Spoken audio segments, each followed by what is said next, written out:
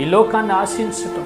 పౌలు భక్తుడు తిమోతికి ఒక ఉత్తరం రాస్తున్నాడు, 2వ ఉత్తరం. దాంట్లో చెప్తాడు 4వ అధ్యాయం 10వ వచనంలో, దేమా అనే ఆయన ఈ లోకాన్ని స్నేహించి పౌలు భక్తుడితో ఉండి వెళ్ళిపోయాడంట. పౌలును విడిచి వెళ్ళిపోయాడంట. ఆ దేమా అనే ఆయన మామూలు వ్యక్తి కాదు, ఒక పాస్టర్. ఆయన మంచి ప్రసంగికుడు, జత పనివాడు పౌలు గారికి. అలాంటి వ్యక్తి ఈ లోకాన్ని స్నేహించి వెళ్ళిపోయాడంట. ఈ లోకంలో ఏముందండి? శరీరాశ, నేత్రాశ, జీవపు డంభం. ఈ మూడే ఈ లోకాన్ని ఏలుబడి చేస్తూ ఉన్నాయి.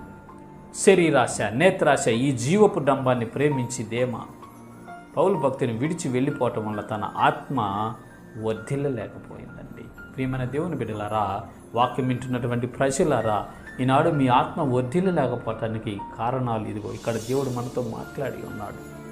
అల్ప విశ్వాసం కలిగి ఉన్నావా? దేవుడు